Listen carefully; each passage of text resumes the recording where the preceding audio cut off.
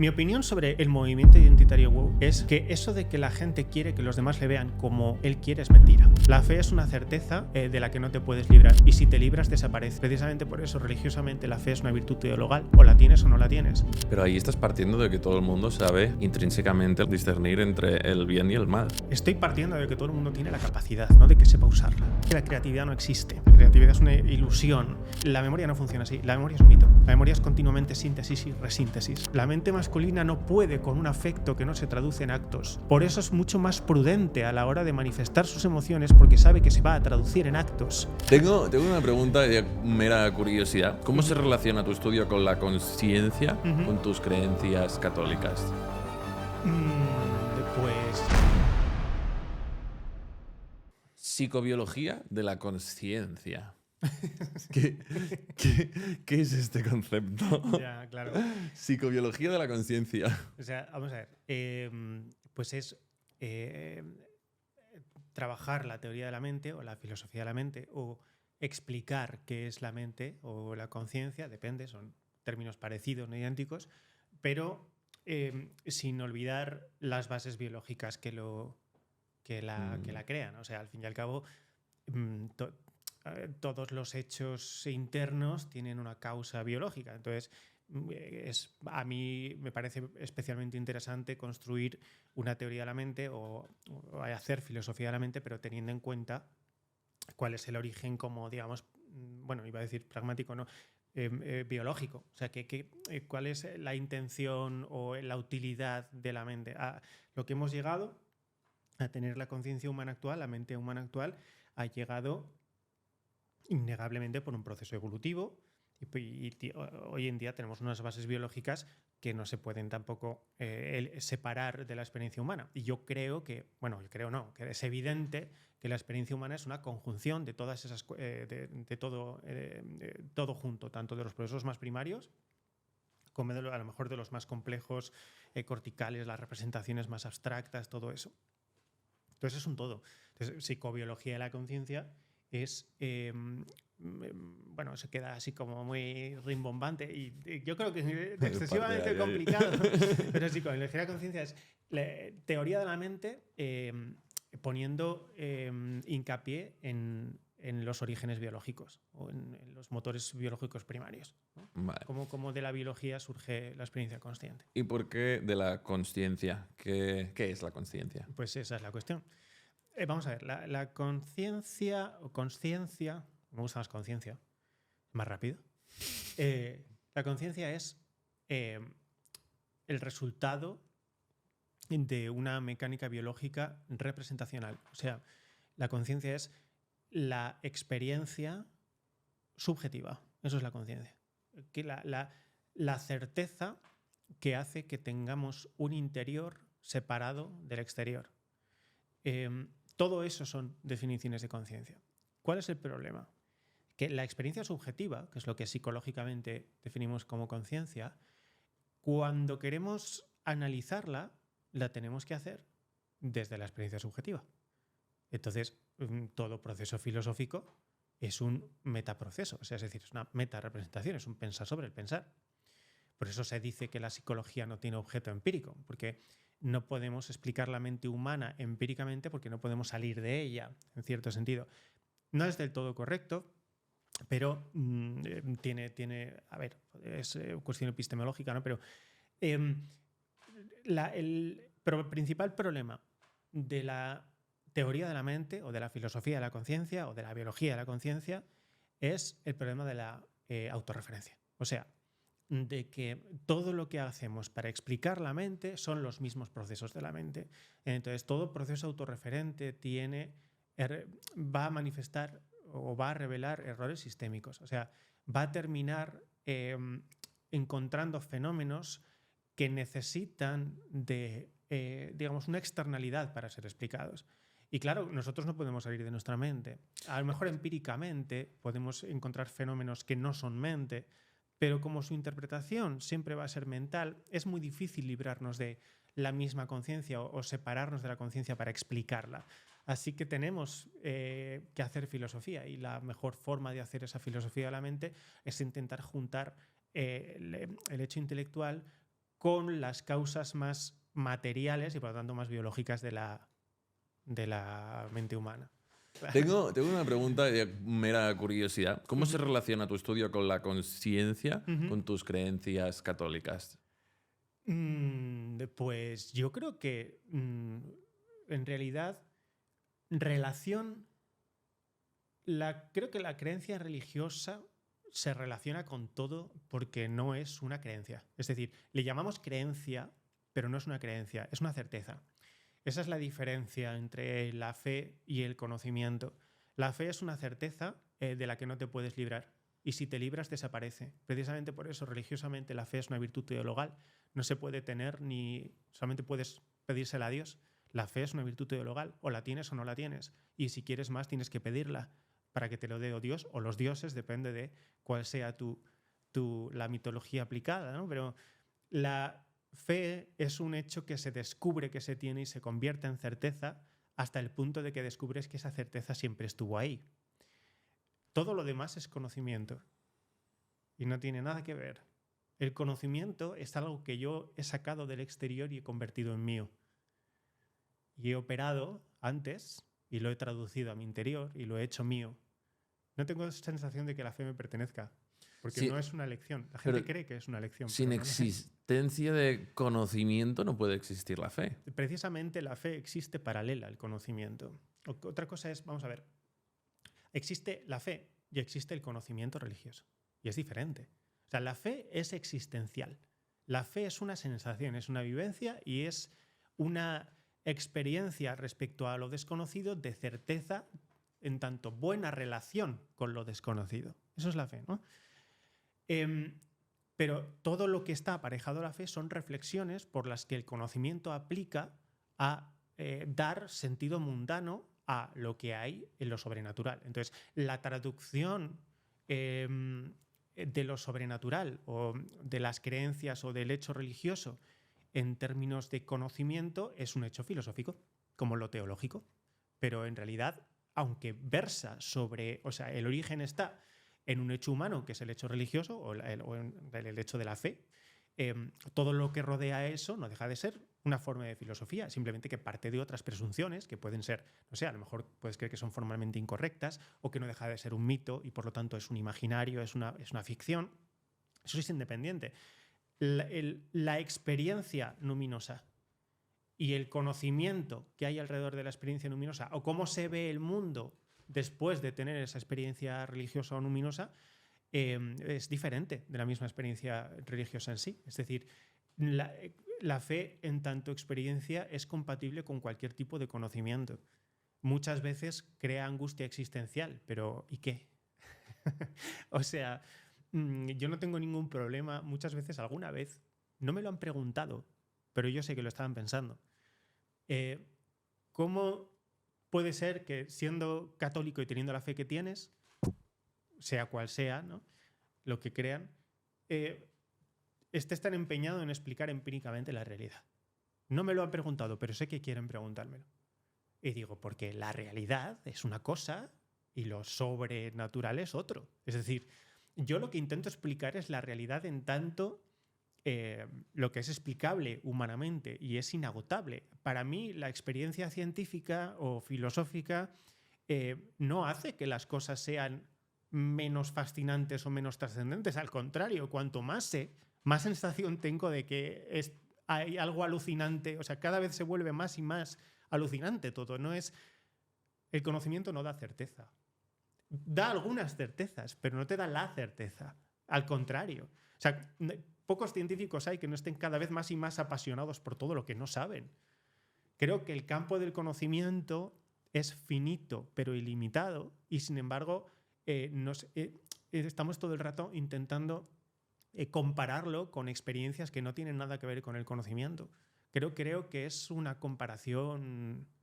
innecesaria. No, para mí no tiene nada que ver un mundo con el otro. Yo puedo explicar... Hay como dos frases. Una desde lo sobrenatural y otra desde lo natural, ¿no? Desde lo sobrenatural la frase dice, incluso... Es católica, es cierto que es cristiana. Dice Dios, el momento en el que la ciencia demuestre que yo no existo, te seguiré queriendo. Dice mitológicamente. Y la ciencia dice, cuando la ciencia demuestre que Dios no existe, tendrá que intentar demostrar otra cosa para el que todavía no tiene nombre. Descubrirá que lo que llamaba Dios es empírico y que hay algo como más allá. Y eso, tenga o no tenga una explicación sobrenatural, es un universal. No se puede conocer todo, no me refiero a que no podamos conocer todos los datos, sino que la mente jamás va a tener la sensación de que conoce todo, porque eso es imposible, porque no estamos diseñados así. Entonces es como si nos hubieran diseñado deliberadamente para que haya algo que no podamos aplicar conocimiento sobre ello y que tengamos que percibir de otra forma. Y ahí, bueno, si tienes fe, puedes considerar elementos sobrenaturales, y si no, puedes considerar elementos mistéricos, científicos, pero inexplicables. ¿Son cosas diferentes? Sí, son cosas diferentes. ¿Se deben mezclar? No. Pero tienes que tener muy claro cuando te estás aproximando a una y cuando te estás aproximando a otra. Ya está, esa es la cuestión. Y dentro de la fe, ¿por qué el catolicismo concretamente? Eso es lo que dudo. Como todas las fes, eso también se encuentra. Por eso existen las conversiones. Hay gente que nace culturalmente en una fe y termina comprendiendo que lo que verdaderamente creía o el mensaje que la divinidad tenía para él era otro y que está mejor explicado por otros dogmas, por otras doctrinas o por otras mitologías. ¿Por qué? No lo sé. Y creo que no importa. Es decir, es la sensación de que es la doctrina que mejor habla de la verdad trascendente. Y por lo tanto también no trascendente. Pero no es... O sea, todo intento de aplicar reflexión racional a esto siempre me va a parecer que no lo va a explicar. Imaginemos que es una persona que no tiene fe. Tú no puedes explicarle la fe a una persona que no la tiene. Puedes describir el hecho religioso, pero no le puedes explicar la fe. ¿Y sabes qué? Creo que no es necesario. ¿Para qué quieres eso? Si lo mejor es que si lo descubre, y si no lo descubre, pues no lo descubre.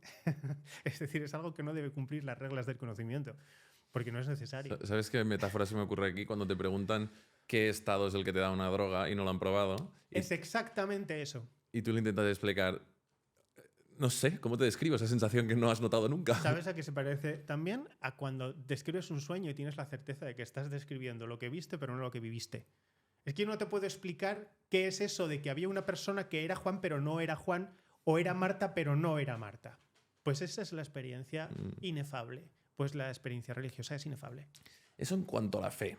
Pero lo que no entiendo es por qué se intenta clasificar la fe en dogmas. Es decir, ¿por qué se intenta dar un dogma concreto alrededor de la fe? Puedes explicar los mitos que quieras y tal, pero ¿por qué concretamente clasificar en unos personajes y unas historias? Porque es la única forma de explicar aquello con lo que te vas a encontrar y cuál es, según la fe, la actitud más adecuada para enfocar esa experiencia. Es decir, tú te vas a encontrar con el mal, sí o sí te vas a encontrar con el mal. Entonces, lo que debes hacer frente al mal depende de lo que esa fe considera que es la mejor actitud frente al mal. Eliminarlo, matarlo, enfrentarse, integrarlo. Son diferentes formas de poner mito, a experiencias humanas que son universales y que la fe intenta, digamos, estandarizar para asegurar al mayor número de personas posibles la salvación. ¿Y qué es la salvación? La salvación es la mejor experiencia humana posible, tanto para él como para la obra pasada y futura de la humanidad. Entonces, ¿por qué reducirlo a dogmas?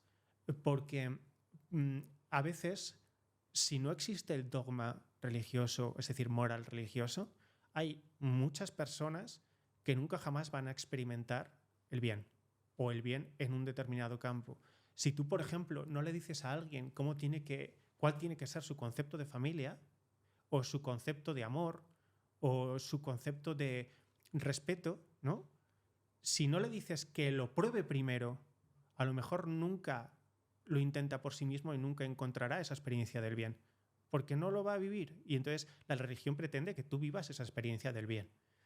Otra cosa no hay que confundir la religión con las experiencias nefastas de la interpretación, la utilización o otros hechos aparejados por ejemplo, traducciones políticas de la fe, que eso es otra cosa. Entonces, para eso la fe cumple el mismo papel que yo que sé, que la propaganda, pero eso es inevitable.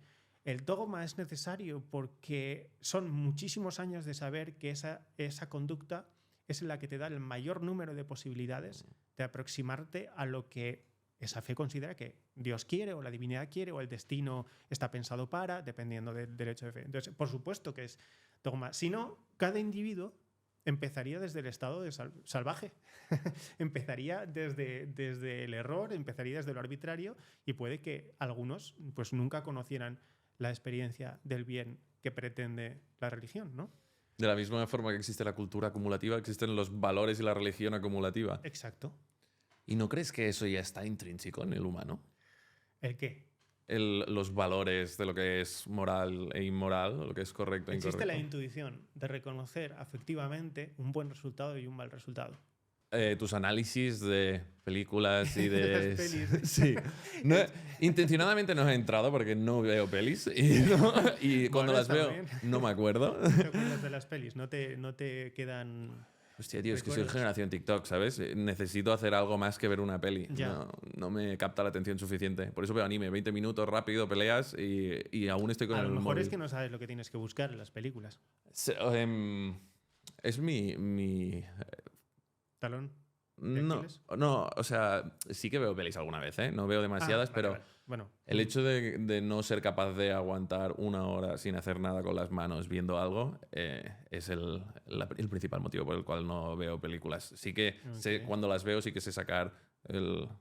Bueno, también estoy diciendo por decir, ¿no? Puede ser que sí, puede ser que no sepa sacar el significado.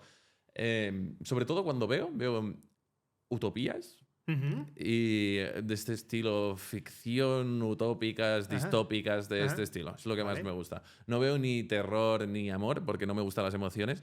No me gusta contactar con las emociones. Estoy en proceso, pero bueno. Pero... Puede ser muy desagradable. ¿Eh? Que es muy desagradable a veces. ¿Contactar con las emociones? Sí. No... Hay también mucho mito hoy en día en el que se dice que las personas que no contactan con sus emociones son, pues eso, yo que sé, a veces mitos de la insensibilidad masculina o a veces la inmadurez, y no es cierto. Es que contactar con la emoción es complicado, muy complicado. Tanto es así que muchísima gente que dice continuo contacto con sus emociones y es un absoluto desastre. No es fácil. Es decir, si no contactas con tus emociones es porque sabes que si lo intentas, el resultado no te va a ser útil. Entonces vas a generar más caos del que puedes manejar. Y eso no deja de ser prudencia. Es decir, no es una incapacidad. Es simplemente que no tienes el contexto para que esas emociones te sean útiles. O sea, ¿qué voy a hacer con ellas si de repente empiezan a salir? Nada. Tengo más control así, soy más útil así, soy mejor persona así, soy mejor todo así. Bueno, ya está. ¿No es una justificación del miedo a la sensibilidad? No. No. Miedo... ¿O a la vulnerabilidad?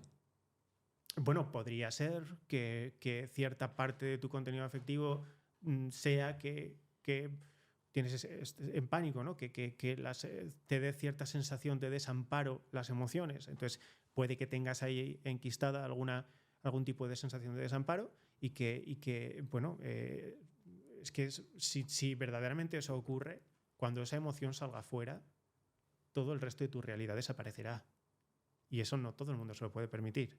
De hecho, cuanto más adulto es uno, menos se puede permitir eso. Entonces, hay personas que por avatares de la vida llegan a ese estado emocional y tienen que contenerlo porque no han encontrado la forma de mantener un orden alrededor que les permita decir, voy a sacar una pausa a ver qué hago con esta cuestión emocional. No es miedo, es prudencia.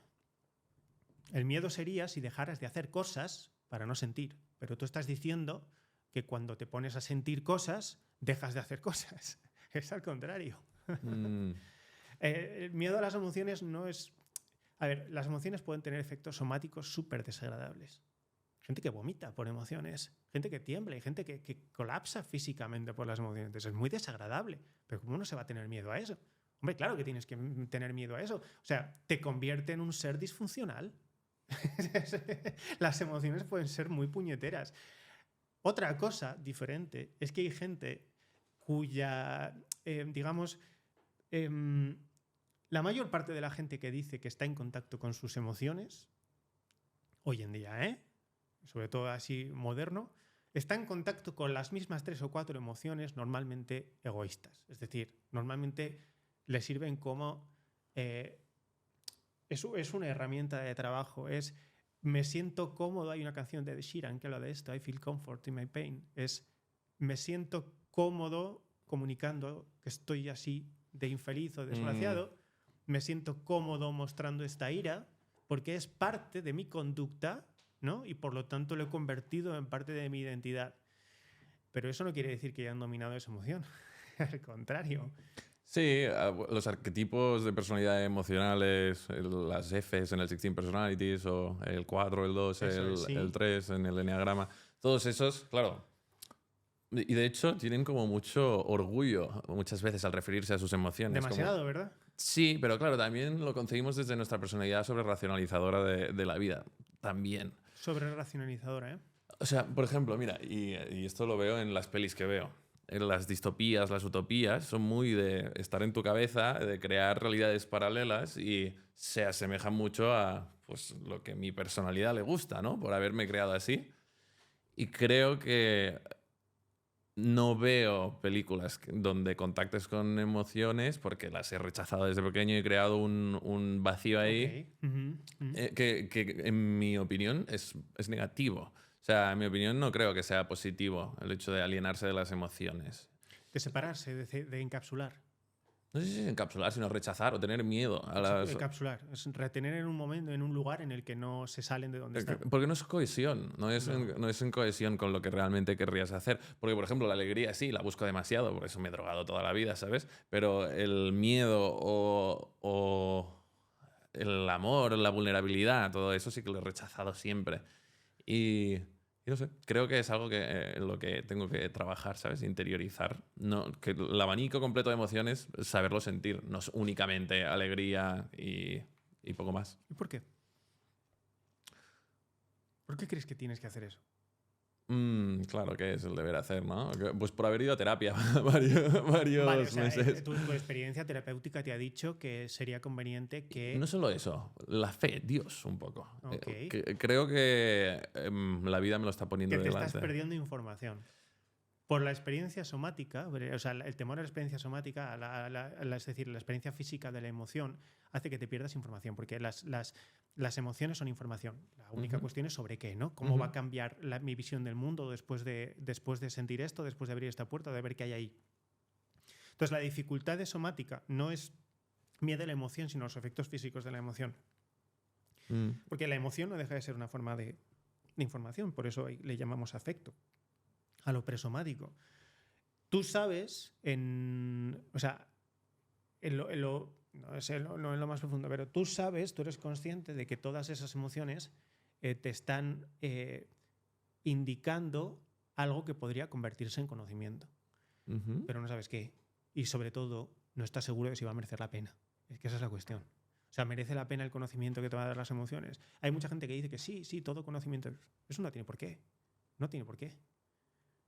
No estoy de acuerdo con esa romantización del dejar fluir las emociones y toda esa cosa New Age. O sea, sí, estoy de acuerdo hasta cierto punto. O sea, entiendo tu punto de vista. De hecho, creo que es necesario. De hecho, creo que hay alguna gente que peca de sobre emocionalidad y le conlleva algo peor. Pero también creo que hay mucha gente con mi arquetipo de personalidad que reprime llorar. Por ejemplo, no lloro desde hace no sé cuántos años, ¿sabes? Eso está claro, que hay algo que cada vez que mi cuerpo demanda llorar y no lo hago, lo noto, ¿sabes? Es algo como físico casi, que dices, hostia, esto... No, físico casi no, físico. Somático. Somático, sí. Claro. Hay que distinguir. Hay 3 motivos por los que las emociones se evitan, creo yo. Y la primera es el desagradable efecto somático. El vomitar, el temblar, el dolor, la angustia es muy, muy, muy desagradable. De hecho, es tan desagradable que hace que los demás... O sea, el hecho somático de la emoción sirve para que lo reconozcan los demás. Porque te hace hacer gestos que los demás son llamativos para los demás, que rompen la armonía del grupo y hacen que los demás dejen todo lo que están haciendo para ver qué pasa ahí. Ah, qué fuerte. No, claro, hombre, por supuesto, si no, ¿para qué las íbamos a mostrar fuera? Podríamos simplemente tener que las emociones cambiaran nuestra conducta hacia alejarnos del grupo. No ocurre eso. No siempre ocurre eso. Algunas emociones sí, porque son más perjudiciales para el grupo que otras no. Eso depende, ¿no?, de las personalidades. El primer motivo es la evitación somática. El segundo motivo es porque no quieres que lo que salga afuera modifique las cosas que has hecho. Es decir, no quieres que las emociones te muevan a hacer cosas que no tienen nada que ver con todo lo que has construido hasta ahora. Y eso es legítimo. Se construyen, por ejemplo, negocios, se construyen casas, se construyen parejas, se construyen proyectos, se construyen cosas, a veces teniendo que prescindir de unas emociones, mediante las cuales pues, no habrías llegado hasta aquí. Entonces uno tiene miedo de que la emoción y la conducta aparejada a la no emoción provoque caos a su alrededor. Y hay una tercera cosa que todo el mundo dice que es el motivo por el que hay... O sea, a todo el mundo le gustaría que este fuera el motivo, no siempre lo es. Y es que tú sabes que las emociones van a hacer que hagas cosas a los demás que tú no quieres hacer. Y puede que eso te dé miedo o te sientas culpable por eso o te sientas vergüenza por eso. Y eso es también perfectamente normal. Es el tercer motivo.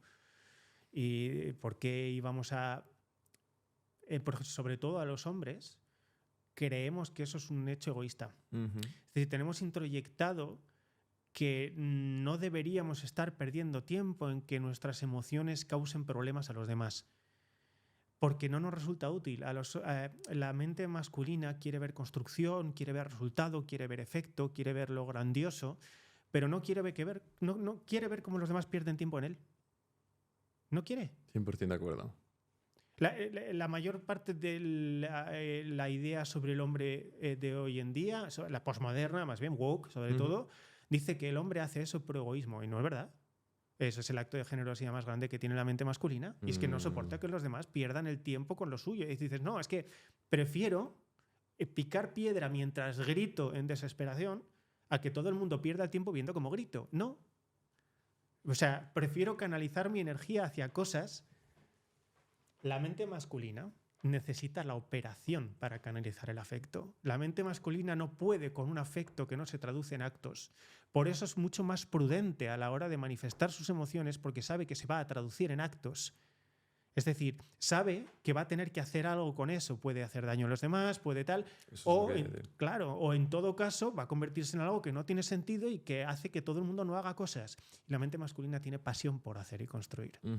Entonces, la inhibición masculina no es un hecho egoísta ni es un hecho inmaduro, es hay que saber discernir, natural. Hay que saber discernir cuáles son las situaciones en las que sí, porque si te dejas llevar por la impulsividad, obviamente, pues puedes matar a alguien, ¿sabes? Eso no sería algo... Pero tú tienes un corte orbitofrontal masculino que te dice, mira, sientes esto.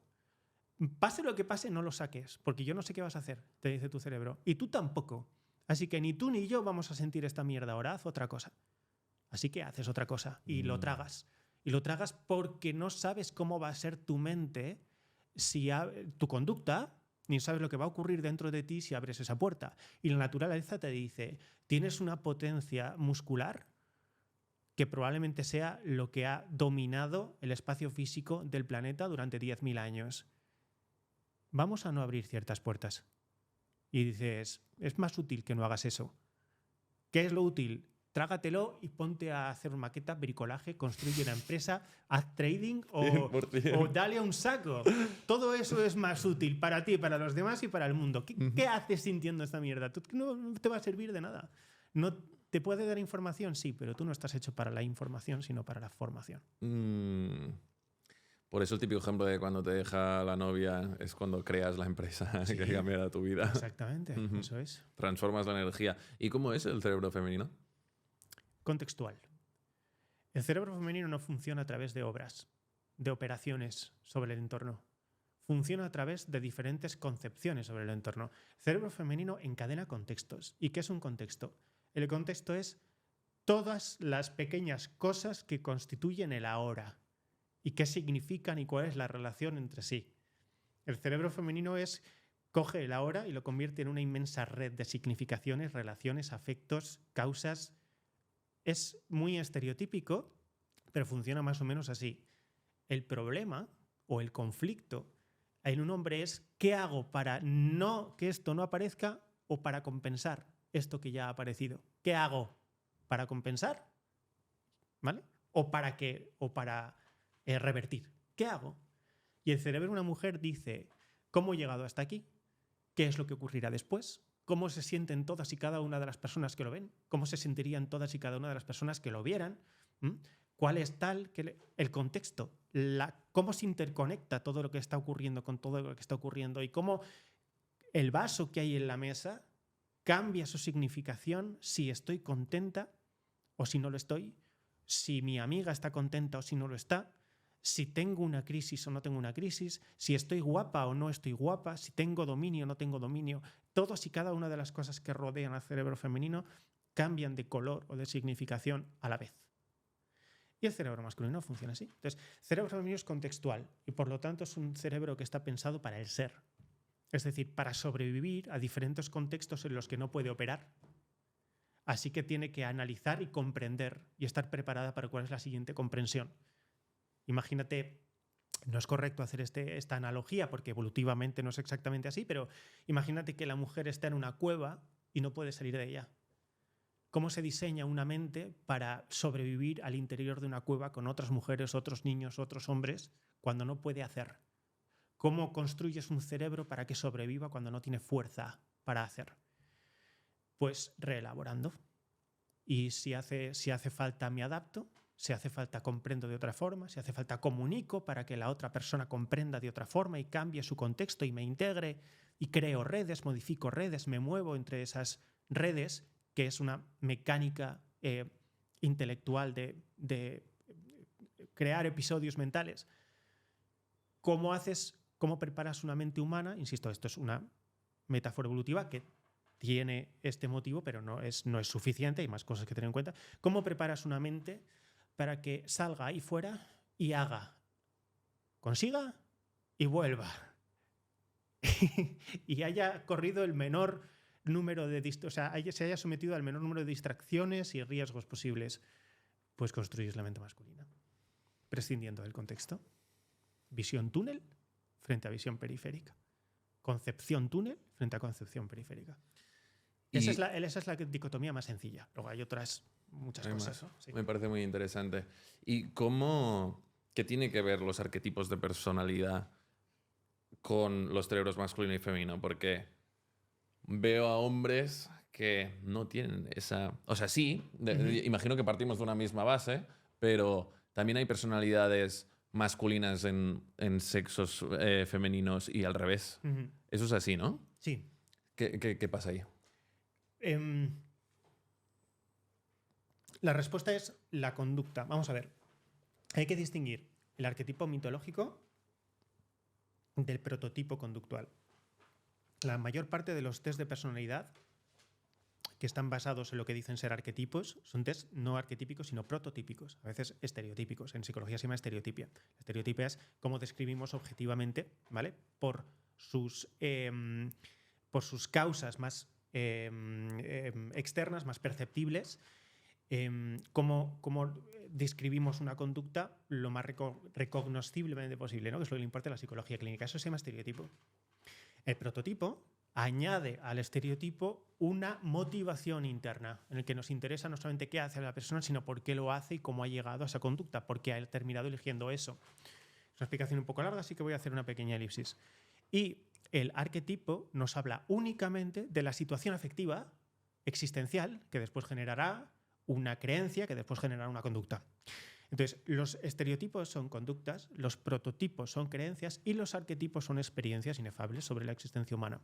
¿Cuál es la relación entre la psicología arquetípica y la personalidad?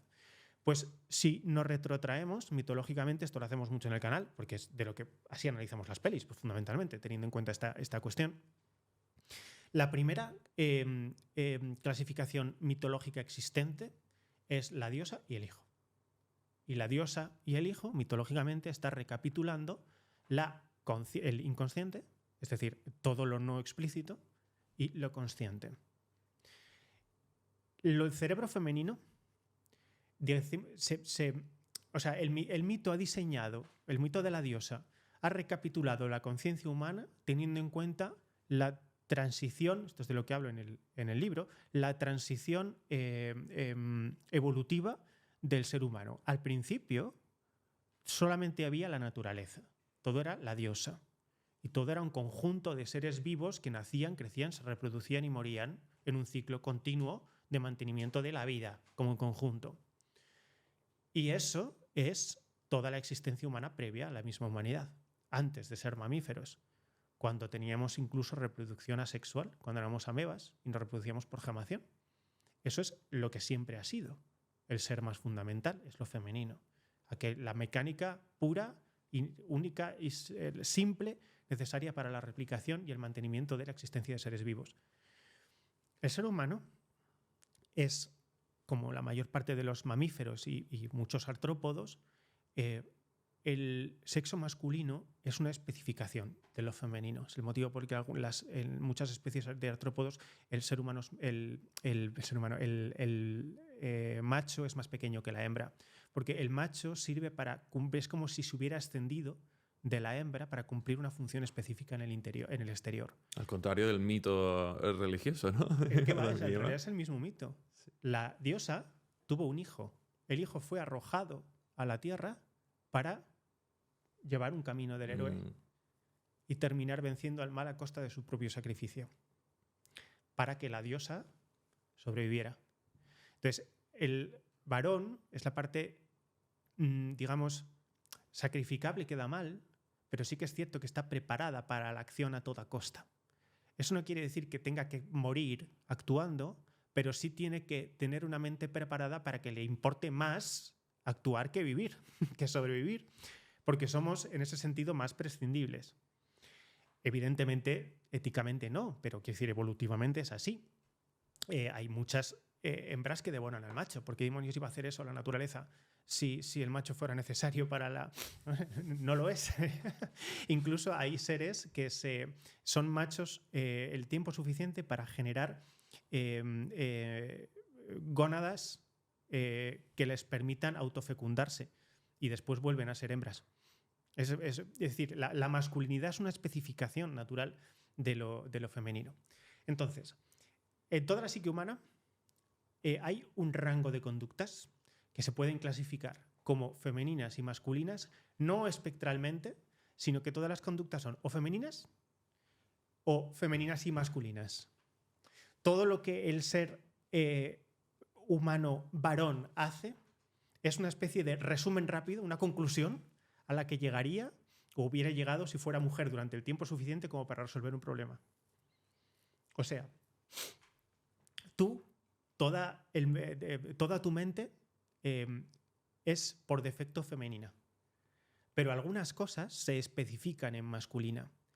El cerebro femenino es una especie de gigantesca red de carreteras interconectadas en la que todo está conectado con todo. El cerebro masculino algunas de esas carreteras se han suprimido para que no haya tantas opciones, de tal forma que tengas menos en qué pensar antes de hacer. Es la forma más simple que se me ocurre de explicarlo. Coño, qué interesante. Entonces, todas las conductas humanas tienen una motivación primaria y un resultado final. Llamamos conducta femenina a la conducta que consiste en cuál es la mejor solución al ser. Y llamamos conducta masculina a cuál es la mejor forma de terminar actuando. ¿Qué es lo que verdaderamente terminas haciendo? O sea, la impulsividad característica del cerebro masculino es la supresión de las carreteras que faltan. Exacto. La característica del cerebro masculino es la supresión de las posibilidades del superior. Por eso los hombres suelen tener héroes más simples o anhelos más concretos y por eso tenemos más afinidad con los héroes singulares. Y nos gustan más las películas en las que el héroe acomete, películas, mitos, historias, automitos, en la que el héroe acomete una gesta con un objetivo, una causa y un camino. Y a las mujeres les gusta más no por el hecho romántico, sino por la compleja interconexión de contextos que tiene, por ejemplo, una de las historias de amor más bonitas que existen, que es Sentido y Sensibilidad. en el que, o sea, el abanico de emociones que existen en esa situación, em, em, en la que cada segundo de la vida de esas mujeres es un mundo aparte. Eso es el sentir femenino, no porque sea emotivo o infantil, sino porque todas esas cosas son importantes. El cerebro de la mujer está hecho para aprender de cada una de las situaciones emocionales para que la próxima vez que ocurra, alguien en la cueva ya la haya vivido antes. Es decir, la transición femenina por todo el espectro de emociones existe precisamente para construir lo que mitológicamente se llama la intuición femenina o la sabiduría femenina o el mito de la diosa o el conocimiento ancestral femenino, que es la vida va a tener todo este rango de emociones. Alguien tiene que encargarse de haberlo vivido ya antes. Ese es el mito de la gran diosa.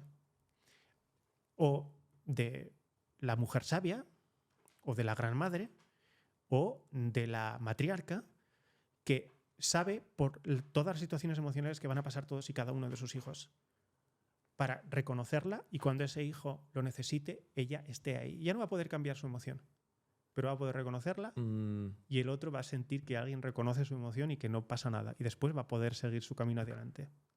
Y el cerebro masculino está pensado para que, dado todo el rango de emociones, concéntrate en la única que te motive a actuar de forma útil. Por eso tú hay emociones, tú, yo, todo el mundo, hay emociones que dicen esto que no salga, porque no me va a servir ni a mí ni a nadie para nada, es mejor que no salga.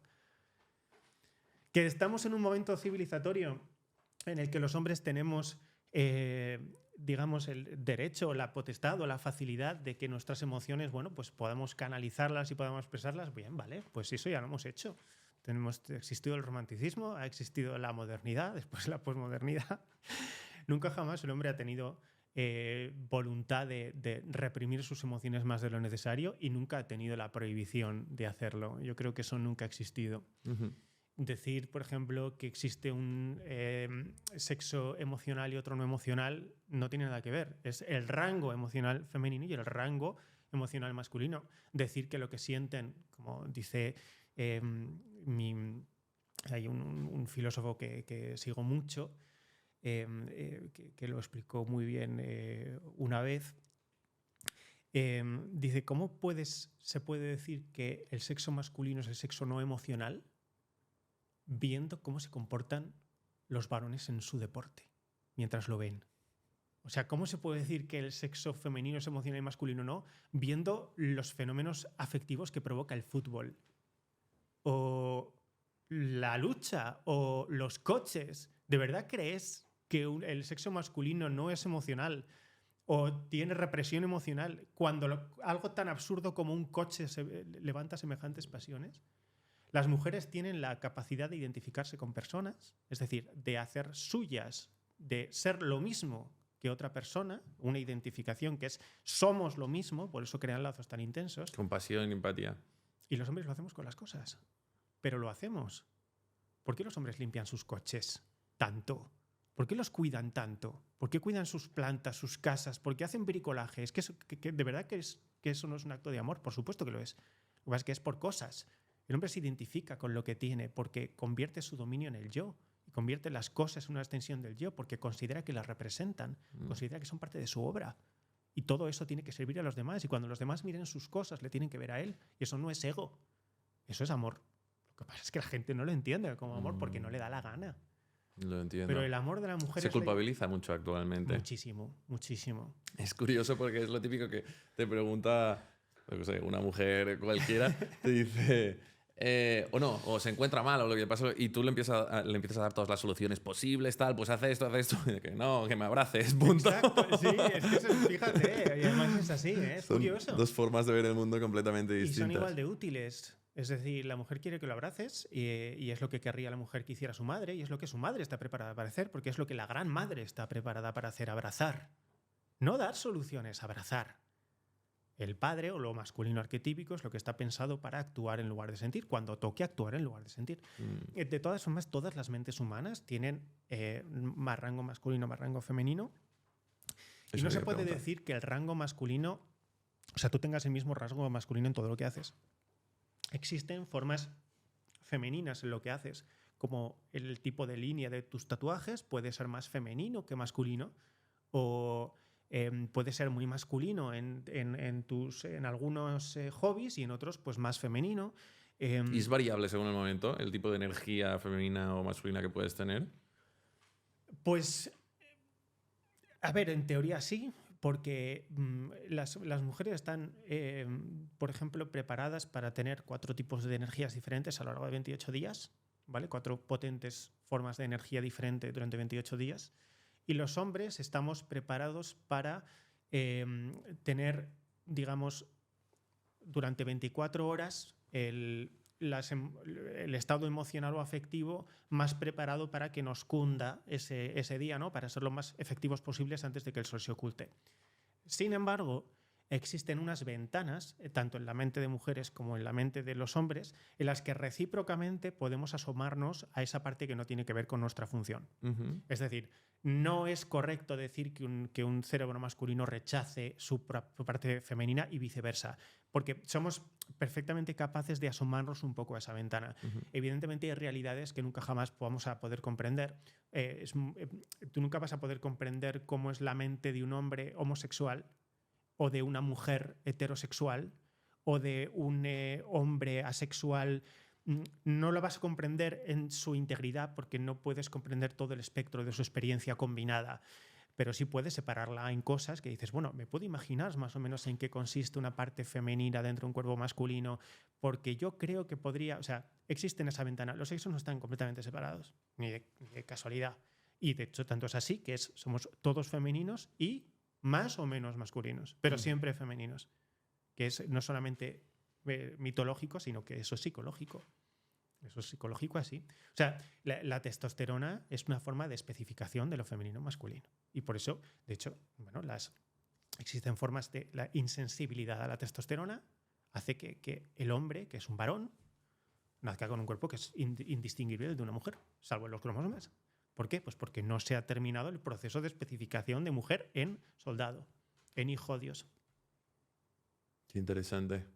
Se me viene a la cabeza eso que se dice sobre las inteligencias, que hay que emplearlas todas para poder construir y que no se te atrofie esa parte del cerebro. ¿Tiene algo que ver? Tiene algo que ver. Yo no soy muy fan de las inteligencias porque creo que no es correcto hablar de las inteligencias. O partes del cerebro, o como le quieras llamar. Funciones, sí. O sea, el cerebro llega a su máxima expresión con la relación como policontextual. O sea, la mejor forma de aprender es lo que se llama aprendizaje vivencial, que es un esnovismo que luego ha terminado confundiendo a la gente y cree que la mejor forma de aprender es estar todo el rato haciendo el mico.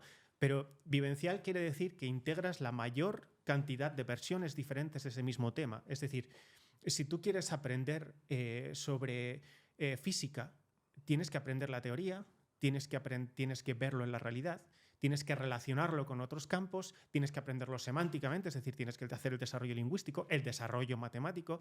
Cuantos más elementos cognitivos sobre el mismo tema tengas y los integres todos en una sola representación, mejor representado va a estar y mejor vas a poder utilizar ese concepto. ¿Qué puede ser un elemento cognitivo? Pues, por ejemplo, yo creo, cuando yo hablo de teoría de la mente, yo digo que hay 3 campos fundamentales de representación, que son el campo imaginario, que tiene que ver con el espacio, con la forma, el fondo, el color, es la imagen, ¿no? El imaginario. Luego el afectivo, que tiene que ver con la importancia, es, digamos, los afectos, no emociones, sino un poco antes de la emoción, la parte, digamos, instintiva que nos dice en qué tipo de situación estamos, si es peligrosa, si es beneficiosa, si es relacional, si es afectuosa, si es el afecto. Y luego la parte gramatical. ¿Cómo le llamas a esa parte? Afectiva. Vale. Es componente afectiva. Porque neurobiológicamente se llama así, se llaman afectos, ¿no? La mecánica previa a la emoción o al sentimiento, o sea, es decir, las estructuras que se encargan de que la mente te diga no qué es algo, sino por qué te importa, esos son afectos. Que no son instintos. Que no son instintos. Vale. No, el instinto es la parte, o sea, el instinto sería la conceptualización biológica y los afectos sería la psicobiológica, ya elaborando una experiencia. Vale. ¿Vale? Y luego la parte gramatical, que es la parte formal. Por ejemplo, las matemáticas son pura gramática. son abstractos. Apenas hay afecto, ¿vale? Pero apenas hay afecto y apenas hay forma. Entonces, las matemáticas tienen una gran componente formal. Entonces, componentes cognitivas son, por ejemplo, pues, la forma que tiene algo, dónde está ubicado en el tiempo, la relación que tiene con el yo, si es un sujeto o un objeto, si es complicado, si la gramática es complicada, o sea, si su expresión formal es complicada, si tiene o no tiene componente afectiva, porque te importa, no te importa. No es lo mismo estudiar la gravedad que la relación con tu madre. Son elementos cognitivos, pero las componentes son diferentes. Y sin embargo, lo que tú estás haciendo es lo mismo. Es construirlo desde tu interior para comprenderlo y poder utilizarlo de nuevo. La mejor forma de saber si has entendido algo es si tú lo comprendes lo suficientemente bien como para que otro lo comprenda igual que tú. Lo puedes explicitar y compartirlo. Tú aprendes mucho en general, ¿no? Es algo que te apasiona, no solo porque vives de ello, sino siempre te ha interesado. ¿Cuál es la metodología que utilizas para interiorizar un concepto? Pues esa es una buenísima pregunta. Yo soy una persona que siempre he tenido... yo no soy una balsa, tiendo bastante a la emocionalidad, ¿no?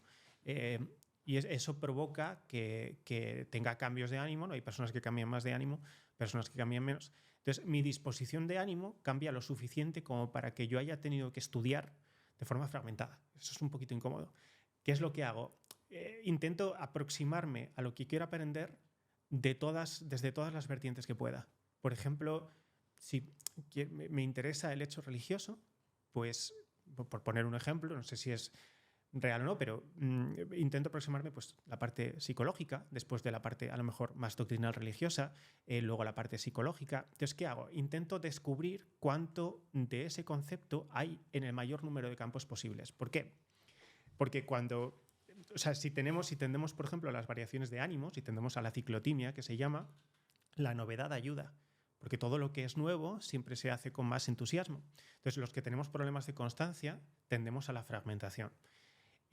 Pues yo he descubierto que la mejor forma que yo tengo de aprender algo es leer la mayor cantidad de cosas que estén relacionadas con ese algo. Y entonces termino teniendo una comprensión lo suficientemente intensa como para decir, vale, ya he entendido y entonces puedo profundizar. O sea, intento, por desgracia, porque esto es un defecto y no hay que hacer eso. Es decir, intento aprender lo máximo posible teniendo en cuenta que la fragmentación me ayuda. Se ha puesto muy de moda el concepto de TDAH y los déficits de atención. Todo el mundo tiene déficit de atención, todo el mundo es especial y todo el mundo tiene una forma diferente de aprender. A mí me pasa esto y es un defecto. O sea, yo preferiría que no me pasara. Yo preferiría ser capaz de estar 2 horas estudiando una sola cosa y a veces lo consigo si es lo suficientemente compleja, ¿no? Y esa es la mejor forma de que la mente haga cosas ella sola. O sea, si te das cuenta, cuando estudias de forma fragmentada, lo que estás haciendo es buscar lo que se llama motivaciones extrínsecas, motivaciones externas. ¿Con fragmentada a qué te refieres específicamente? Pues en lugar de estudiar un texto sobre un tema, ir a aproximarse a ese tema desde diferentes campos que son nuevos. Entonces, eso tiene la dificultad de que te impide profundizar. Es más difícil profundizar. Y por eso es un defecto. El estudio fragmentado es un defecto. Tengo que decir que me siento 100% identificado contigo en el sentido de TDAH, todo esto. No he hecho nunca el test, obviamente lo sé, pero creo que, y tú sabrás más de esto, yo es de a lo mejor no, pura experiencia, ¿no? Pero me da la sensación que es imposible tener la parte positiva de la creatividad sin tener la parte negativa de ser distraído. Creo que el hecho de no poder entrar en foco fácilmente y de distraerte también va ligado intrínsecamente de ser creativo. Y de ese modo justifico mi propia dispersión porque pienso, si no soy disperso, no soy creativo. No hay bien sin mal, ¿sabes? No es posible. Vale. ¿Qué de cierto tiene eso? Tiene un poco, es un poco cierto. Vamos a ver. Yo, por ejemplo, no sé que no tengo déficit de atención, porque yo no tengo déficit de atención. Lo que pasa es que soy una persona impulsiva. Y hay mucha gente con problemas de impulsividad hoy en día. Yo no creo que tenga problemas de impulsividad, pero hay mucha gente impulsiva hoy en día por muchos motivos diferentes, pero impulsiva que llaman a eso déficit de atención. Y eso no. Lo que pasa es que no es así. Las personas impulsivas necesitan todo el rato, están acostumbradas a hacer cosas porque les apetece mucho hacerlas. Les llama mucho hacerlas. Y eso está bien si lo que te gusta es importante. Pero si lo que no te gusta es una chorrada, como jugar a videojuegos, ¿no? O perder el tiempo, o solo ver películas, o solo leer cómics, entonces es una... Claro, eso no es un don. ¿Qué hay de cierto en que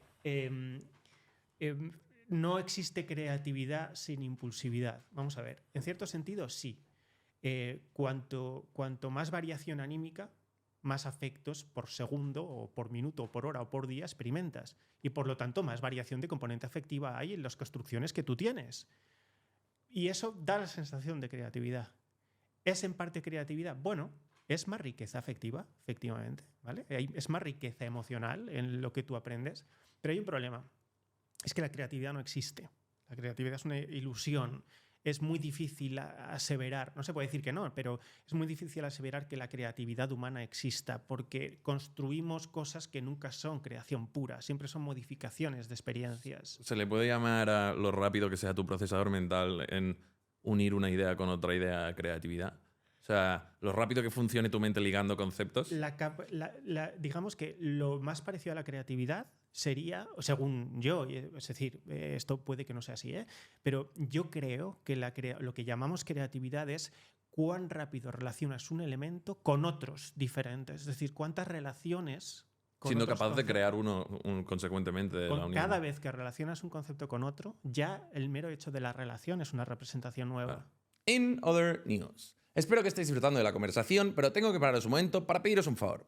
Pero a diferencia de otros podcasts, yo voy a partir del interés propio, no voy a reformularlo e intentar manipularos. Lo que pasa es que si os suscribís, vamos a tener más visitas, vamos a tener más pasta a ganar y con eso vamos a estar más motivados y a partir de ahí podremos traer a mejores invitados que os estimularán más la mente y en consecuencia ampliaréis aún más la perspectiva. Así que muchas gracias por suscribiros y vuelta a la conversación. ¿Y no te da la sensación que esa relación, que existe una relación entre lo que tú comentas de la dispersión con el hecho de ser capaz de ligar conceptos? No me imagino una persona que sea capaz de focalizar muy fácil teniendo la capacidad para ligar dos conceptos muy rápido también. Eso es lo que... La diferencia ¿es algo que hace tu cabeza o es algo que haces tú? O sea, el verdadero problema de la creatividad o de la creación de representaciones internas o de creación de modelos mentales, el problema de pensar es ¿estás dejando que tu cabeza lo haga o lo estás haciendo tú? Hay una diferencia fundamental. Y es, si lo hace tu cabeza, lo más probable es que sea irrelevante. ¿Sea irrelevante en qué sentido? Que no sirva para nada. ¿Por qué? Porque si lo hace tu cabeza, lo puede hacer cualquier otra. La habilidad, la mejor forma que tú tienes de crear y de pensar, digamos, la creatividad útil, por lo que opino yo, es profundiza en un tema hasta allá donde no ha llegado nadie antes. Y entonces coge tu experiencia y a ver cómo combinas todo lo que has aprendido teóricamente en el libro, en donde sea, ¿no? Has dominado el campo por completo y además lo complementas con todo lo que tú has vivido y otras personas no. Esa creatividad para mí es la útil y creo que es el deber de todo ser humano. Expresar su creatividad. Llevar al máximo es su experiencia con el máximo al que ha llegado la humanidad antes. Completamente de acuerdo. Entonces, si tú coges y estás todo el rato dejando que sea el afecto, los afectos los que relacionen conceptos, va a haber siempre, que no quiero decir que sea completamente inútil o negativo, pero siempre va a haber una componente de superficialidad que a lo mejor, bueno, a ti te divierte, pero que probablemente sea irrelevante, a no ser que estemos hablando de la cuestión de la epifanía. O sea, es decir, que de repente tienes una idea que verdaderamente es útil, ¿no? Y dices, no sé de dónde ha venido, pero tengo una iluminación, ¿no? La epifanía. Entonces, bueno, eso puede pasar. Pero tienes la opción, si tu personalidad se basa en afectos o tiene muchos afectos o más de la media, ¿tienes la opción a dejar de ser así o simplemente...? Tienes la opción de ver qué pasa cuando intentas luchar contra eso. Eso es importante. Eso, o sea, es muy importante. Hoy en día se ha puesto muy de moda el confundir la personalidad, ni siquiera la personalidad, el carácter con la identidad. Es convertir tu carácter en tu identidad. Y por lo tanto decir que esa es tu personalidad y que tú eres así y que eso es tu originalidad y que entonces... Y eso es un error. porque la mayor parte de la personalidad son mecanismos de defensa, es decir, son excusas frente a la realidad. La personalidad se construye contra la realidad, no a favor de ella. Es una defensa. Y hoy en día la gente está obsesionada con que su forma de vivir el mundo, sobre todo en el ámbito posmoderno, el ámbito posmoderno es muy afectivo, es muy de decir me llevo por la emoción, porque la emoción en sí misma es importante, porque es contenido. Eso no es cierto. Pero la gente tiende a confundir sus, digamos, reacciones afectivas con personalidad y decir que eso es una especie de don en sí mismo, y es al contrario. Es algo que a tu cabeza le está ocurriendo precisamente por no conseguir ser nada nuevo. Todos son mecanismos de defensa. Y decir que eso hace que las personas sean... confundir eso con una capacidad creativa o con una... Bueno, te puedes creer que es original, ¿no? Te puedes convertir en tu propio mito, pero decir que eso es una forma original del ser, cuando en realidad es una forma de no ser, sino que es de dejarse llevar, a mí me parece peligroso. ¿Crees en el libre albedrío? Entonces, ¿crees en la capacidad para cambiar y modelar tu propia forma de ser? Hay muchas preguntas ahí. O sea, ¿qué entendemos por libre albedrío, no? O sea, yo comprendo tu pregunta, sé lo que mitológicamente querrías decirme, que sería... reformulo tu pregunta con tu permiso. Sí, claro. ¿Crees que tenemos dominio sobre lo que podemos llegar a ser? Yo creo que sí. Lo que pasa es que creo que, tal y como yo lo entiendo, no satisfaría la necesidad de resolver ese mito de la separación de la realidad. Me explico. Hay dos formas de plantearse esto. La primera es lo que, digamos, sería trascendentalmente relevante. Lo que yo hago importa. ¿Cómo hago para que lo que yo sea lo mejor posible en todos los sentidos? Incluso cuando no sé qué significa lo mejor, ¿no? Es decir, cuando no sé lo que es el bien y el mal. Tengo una intuición. Significa que tengo que sacar lo mejor de mí, hacer el mayor bien posible y dejar el mejor legado posible, ¿no? Aproximadamente. Esa es la forma trascendental y todo el mundo creo que anhela eso. Pero luego hay otra perspectiva mitológica, que es, ¿puedo decir que mi mente se puede hipostasiar del resto del mundo, de la realidad? O sea, ¿Hipostasiar? Hipostasiar es, ¿puedo considerar que existe un yo que no está ligado causalmente con nada, que no sea mi propia voluntad? Yo creo que eso es irrelevante. Esa es la cuestión. Porque ¿para qué quieres que...? O sea, ¿por qué quieres eso? ¿Qué más da? No, porque entonces me siento, pero ¿para qué quieres sentirte tú diferente a nada? Si lo importante es en qué te pareces a los demás, qué es lo que más va a aprender de ti mismo. O sea, para eso tenemos a los demás. Hay una obsesión con desligarse del mundo cada vez más intensa, que además está muy relacionada con la posmodernidad, que no es sino un conjunto de procesos de negación de la realidad. La posmodernidad es la negación, es la necesidad de huida del yo. Por varios motivos. La gente empieza a no soportar el mundo, que está difícil la cosa, y la gente empieza a no soportarse a sí misma. Porque hay lo que se llama crisis de identidad, hay mucha dificultad en comprender que a lo mejor no eres importante. O al menos no en lo que tú crees que eres importante. Entonces todo el mundo intenta hacer esa hipóstasis mental, ¿no? La separación, como que el yo es algo separado del resto de consecuencias. No estoy predestinado. Digo, ¿pero qué más te da? O sea, ¿por qué eso es importante? ¿De verdad crees que eso te va a dar poder? Si nos ponemos a pensar, si a mí me preguntas físico-químicamente, la física es determinista. El mundo es determinista. Lo que pasa es que a lo mejor no entendemos del todo cómo, ¿no? La cuestión cuántica es difícil.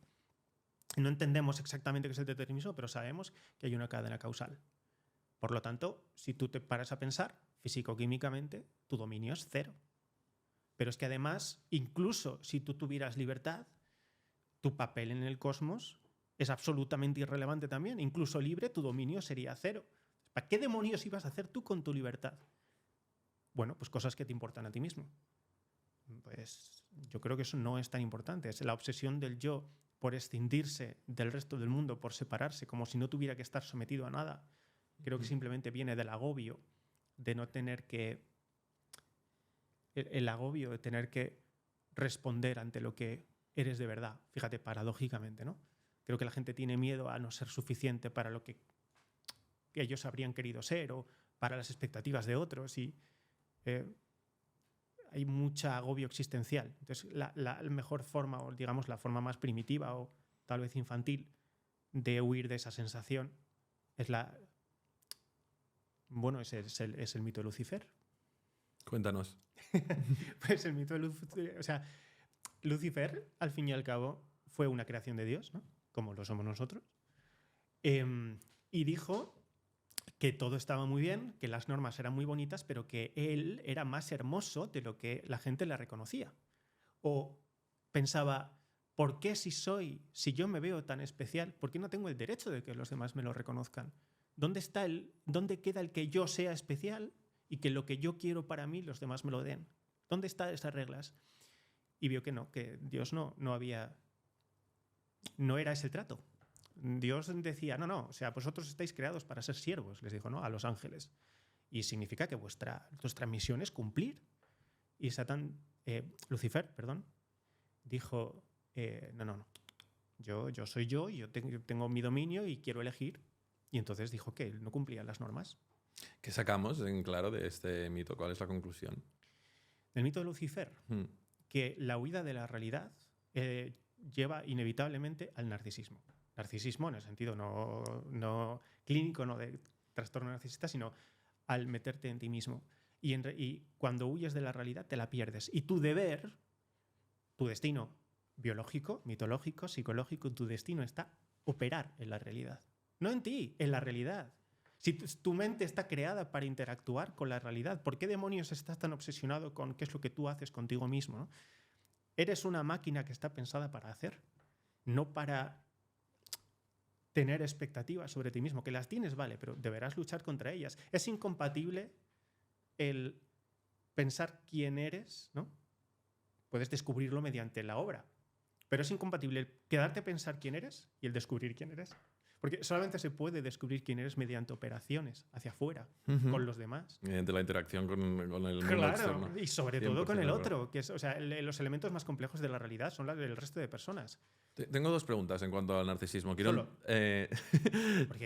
entrar en cuanto al tema, lo que significa y lo que consiste en ser una persona narcisista, pero también quiero entender cuáles son las consecuencias de la individualidad de la sociedad, porque está claro que en los últimos años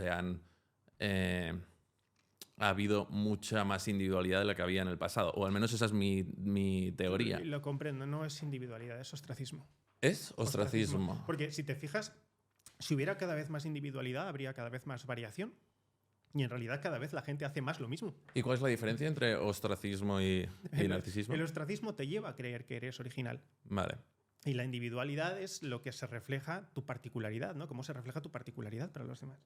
Y es paradójico porque cuanto más ostracista te conviertes, más sufres en el mundo. ¿Eso es el infierno? Cuanto más crees que eres especial, cuanto más quieres serlo, cuanto más quieres separarte de todo el mundo, más desalineado te sientes y más pues esa peor estado esa es la significación del mito de Lucifer. Interesante. Claro. ¿Y qué crea una persona narcisista? A ver, narcisista, digamos, mitológicamente hablando, ¿vale? No clínicamente hablando. Vale. O sea, lo digo porque hay mucho, ¿no? Que si el trastorno narcisista, que si el narcisismo de mi ex, que si no sé qué, todo eso es, en fin, malentendidos de psicología clínica. La psicología clínica utiliza terminología mitológica, como muchísimas otras disciplinas, pero mitológicamente el narcisismo es la obsesión o digamos, no sé si la obsesión se puede convertir en una obsesión, pero la creencia de que el auténtico fin está en el propio interior. O sea, de que tu misión empieza dentro y acaba dentro. Eso es el narcisismo. Mitológico y también es psicológico en cierto sentido. Entonces, ¿qué es el ostracismo? El ostracismo es la obsesión por defenderte de que los demás no te permitan ser quien eres. Cuando en realidad nadie quiere que tú no seas algo. Todo el mundo quiere que seas, pero lo que los demás necesitamos de cada uno, de los demás y de nosotros mismos es operar para construir juntos, ¿sabes? Peterson habla mucho sobre la relación del yo con el exterior, ¿no? El hecho de no puedes entenderte sin una relación con el mundo exterior. Imagino que va ligado de esto tu argumento. Claro. O sea, la aportación, bueno, muchas, ¿no? Porque creo que Peterson, la obra de Peterson es muy grande y muy útil y toca muchos temas, pero una de las cosas que más ha ayudado, por ejemplo, a la generación joven de mí para abajo hoy en día es la relación que ha hecho Peterson entre el yo, o sea, cómo se construye el yo y corrijo, ¿cuál es la diferencia entre construir un yo de mí para mí y cuál es la diferencia entre construir un yo en oposición y entonces en colaboración con la realidad? Ujú. Y eso, claro, cuando tú tienes un yo que construyes para ti mismo, indefectiblemente vas a terminar en crisis de identidad porque la respuesta no está. O sea, hay que tener en cuenta que si tú construyes el yo de ti para tus propias expectativas, primero, las expectativas te las has creado tú, por lo tanto son invención, por lo tanto son mitos, son fantasía. Entonces nunca las vas a alcanzar, porque son irreales, no existen y probablemente sean imposibles. Si lo construyes en operación, mediante el acto, ves quién eres por la sensación de satisfacción que te da el he conseguido hacer algo real y se va a quedar ahí. Y lo pueden usar los demás y lo puedo ver y digo, yo no sé quién soy, pero siento que soy porque siento que hago. Pon el ejemplo de soy profesor porque estoy en una universidad y tengo alumnos, ¿no? ¿Ves? Ahí está. Ahí está. Sí, soy profesor porque estoy en la universidad y tengo alumnos, pero podría haber sido un profesor en mi imaginación. Por ejemplo, yo soy menos profesor que él. Yo, por ejemplo, en mi canal también doy clases, ¿no? Porque enseño cosas. Pero como tengo menos alumnos y tengo menos relación con mis alumnos, soy menos profesor. Pero sin embargo, en mi mente, todos somos el profesor ideal, el entrevistador ideal, el periodista ideal, el biólogo ideal. Todos somos lo algo ideal. Pero es mentira eso. Solamente somos en tanto operamos. Y lo que nos hace profesores, lo que nos hace lo que somos es cómo convertimos la idea en materia, en obras, en operaciones que sirvan a los demás. No solo que los demás lo perciban, sino que les sirva para algo. Es uno de los problemas que tiene el arte. Qué interesante, como por debajo de todas tus formas de pensar está la relación con el exterior siempre, como que la operación es lo que dicta lo que es. Peterson utiliza mucho el contraargumento woke de la identidad, de que puedes ser lo que quieras ser y que la gente del exterior tiene que percibirte como tú crees en tu cabeza que tienes que ser. ¿Qué opinas? Mira, Peterson ha analizado mucho ese, porque además le ha tocado, y encima le ha tocado universidad, pues muy progresista, le ha tocado la ebullición ahí en su propio campus y lo ha tenido que vivir personalmente. Y creo que no lo ha analizado muy bien. Mi opinión sobre el movimiento identitario woke es que eso de que la gente quiere que los demás le vean como él quiere es mentira. Primero, todo el mundo sabe que eso no es posible. Todo el mundo lo sabe. O sea, nadie te va a ver como tú quieres. Ni los niños, que son el hecho más fantasioso que existe en los niños pequeños, ¿no? Hasta 8 años, ni ellos quieren que los demás les vean como lo que ellos imaginan. Los niños saben, en el fondo, que lo que hacen es jugar. Lo que pasa es que no se plantean la diferencia entre el juego y la realidad, pero eso es diferente. Todos los adultos saben que nadie te va a ver como tú quieres que te vea. El movimiento woke de identitarismo es la manifestación constante pues se llama neurosis histriónica. Consiste en, tú sabes que los demás no te ven como tú quieres. Lo que quieres es demostrarlo todo el rato. Lo que quieres es que quede claro que los demás están siendo injustos contigo. Que quede claro que a ti no te han reconocido lo que eres y que si no puedes ser, si no puedes construir o si no puedes, perdón, no construir, si no puedes sentirte como tú quieres que los demás crean que es culpa suya. Eso es lo que pasa.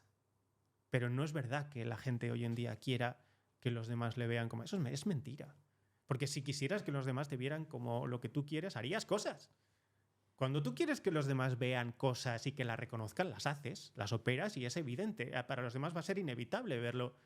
Pero si tú te empeñas en que los demás no te consideran como el monstruo mitológico que tú dices que eres, sea lo que te hayas inventado que sea, yo qué sé, sexoafectivamente, profesionalmente, todo el mundo sabe que eso es un juego. Es imposible que la mente humana diga quiero que tú me veas como, no sé, el chiste del helicóptero Apache, ¿no?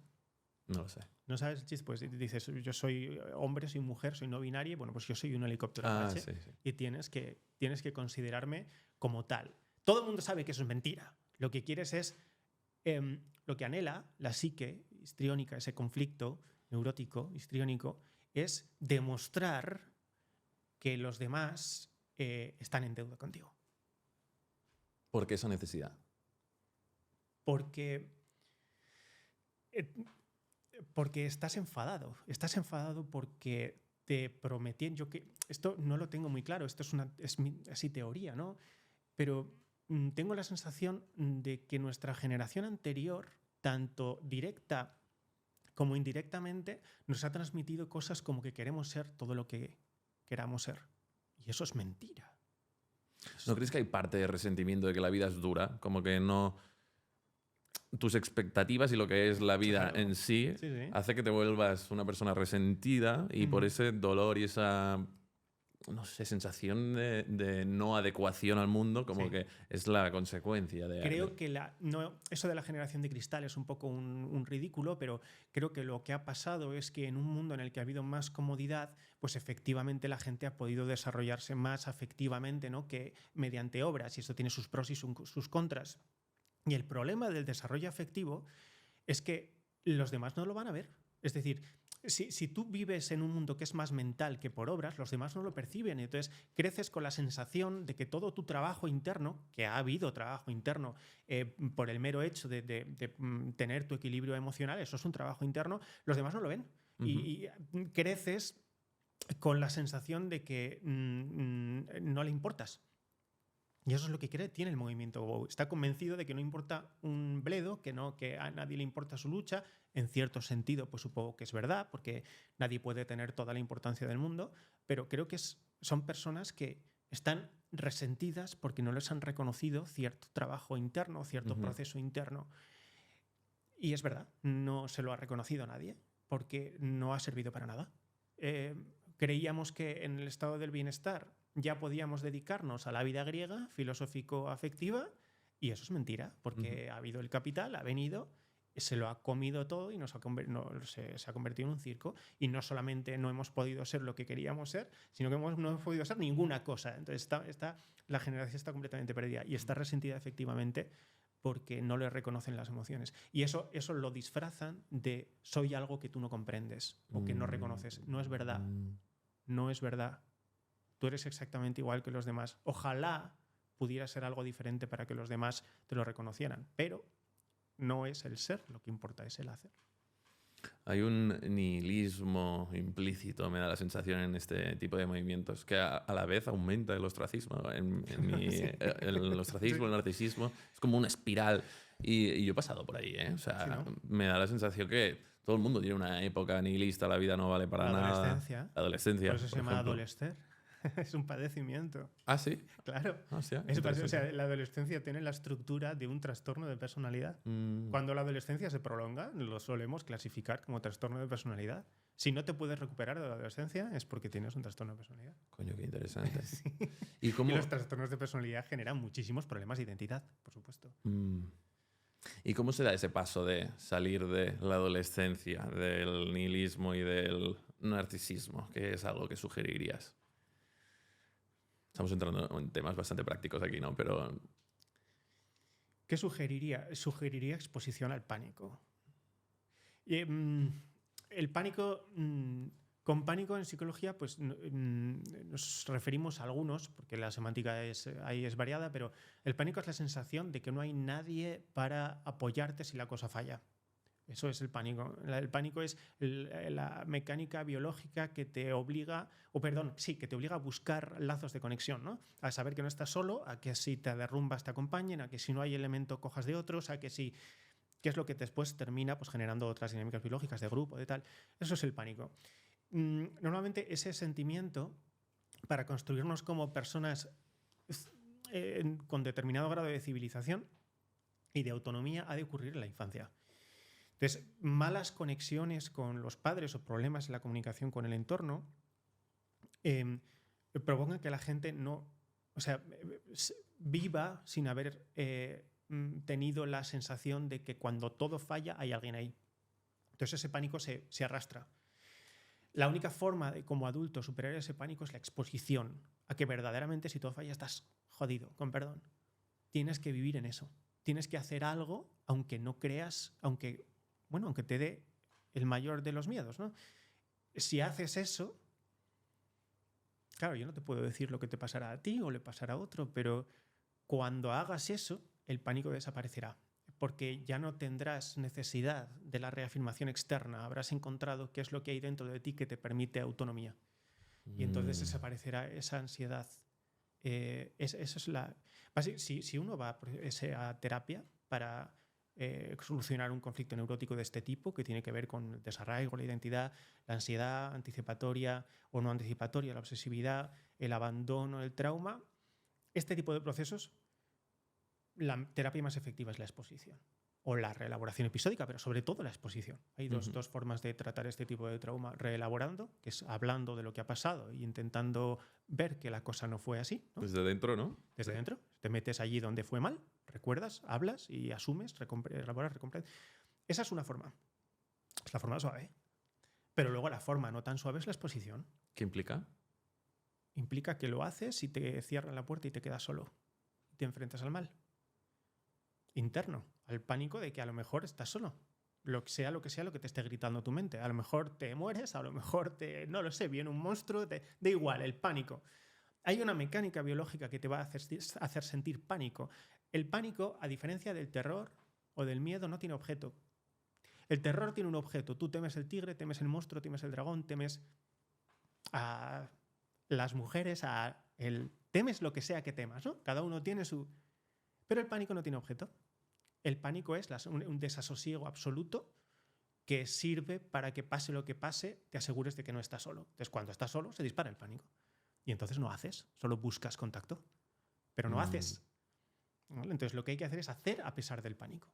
Es lo más parecido, además, al viaje del héroe y al libre albedrío que existe. Hacer las cosas a pesar del pánico. No solamente en contra de un terror concreto.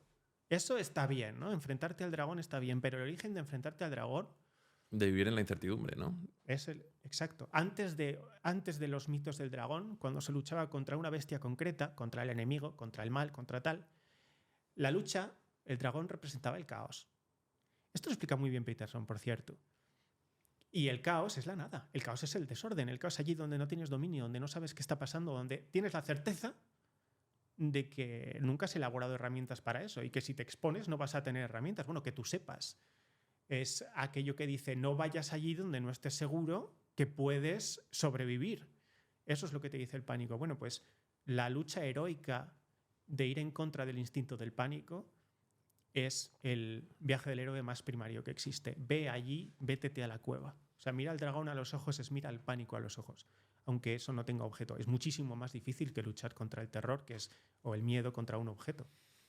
Porque contra un objeto, aunque no lo conozcas, te puedes preparar. Contra el pánico, ¿no? Lo pillo. La diferencia es la incertidumbre, es no saber lo que va a pasar. No saber nada. Antes has comentado que el axioma principal, como que todo el mundo tiene dentro el hecho de querer hacer el máximo bien todo el rato. Eso es el axioma de Peterson es ese, ¿no? Haz el bien y entonces como tendrás una buena repercusión en la vida. Es una obligación moral hacer el bien, ¿no? Ajá. Eso no se puede poner en duda. ¿Cómo? ¿Crees que todo el mundo piensa así, que tiene esa creencia dentro? Creo que tiene la mecánica, al menos inconsciente, preparada para hacer eso de la mejor forma posible. Y eso no quiere decir que quieran voluntariamente. Quiere decir que tienen esa capacidad y ese instinto. Pero también está en pugna con hacer lo contrario. Que es decir, no hago nada para los demás y me quedo en mi mente. Y hago nada. Pensar en mí mismo, o construirme, o soñar, o distraerme. Es que existen ambas cosas, pero todo el mundo puede hacer ambas. Eso ni Peterson, ni yo, ni nadie que haya estudiado así un poco la psique humana cree que haya personas buenas y personas malas. Ambas mecánicas existen. La cuestión es la diatriba: ¿qué terminas haciendo? Si una cosa u otra. Entonces, ningún psicólogo cree que existe el destino, ¿no? estrictamente mitológicamente hablando, en el que todo el mundo esté llamado a hacer bien y que van a terminar siendo el héroe de su propia historia. No, como destino, no. El destino se persigue y es un anhelo que merece la pena tener para que sepas que si lo intentas, algo harás. No te puedo decir qué, no te puedo decir cuánto, cómo, en qué consiste lo tuyo, pero existe esa posibilidad. Y para mí es la diferencia entre el héroe operatorio, ¿no?, y el Lucifer el narcisista. Entonces, tanto Peterson como los que vemos esa estructura biológica, no es que el ser humano esté destinado como causal e irreversiblemente a cumplir un destino glorioso y que otros estén causados, ¿no?, estén en una cadena causal que se va a llevar irremisiblemente al mal o a ser el enemigo, sino que ambas estructuras existen dentro de la mente humana y seas o no seas determinista, todo el mundo tiene, o sea, existe o no existe el determinismo, esa estructura existe dentro de todas las cabezas. Cuando no existe, hay una posibilidad de que no exista, es aquellas cabezas que no pueden considerar el interior del otro, porque les falta la humanidad de comprender el interior del otro, ¿no? Las psicopatías, por ejemplo. Pero ahí estás partiendo de que todo el mundo sabe intrínsecamente la diferencia, discernir entre el bien y el mal. Estoy partiendo de que todo el mundo tiene la capacidad, no de que sepa usarla.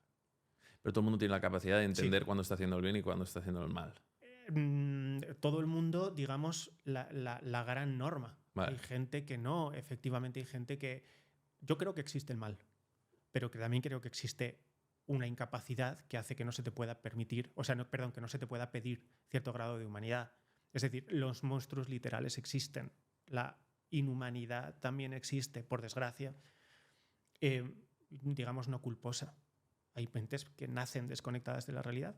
Hay mentes que nunca jamás van a poder conectar con la parte humana, que nunca jamás sentirán simpatía por nadie, y eso pues no se puede evitar. Pero eso que hacen esas personas es porque a lo mejor tienen una desconexión, bueno, a lo mejor no, es una desconexión con esa parte del cerebro que sí tenemos los demás. Y aún así, las personas que tenemos esa parte funcional, nos podemos convertir en esos monstruos también. Es decir, digamos, el mito de la psicopatía, o la idea de la psicopatía o del monstruo o de tal, eso no es alguien que ha nacido así, solo alguien que ha nacido así y es inevitablemente así. Hasta eso se puede llegar.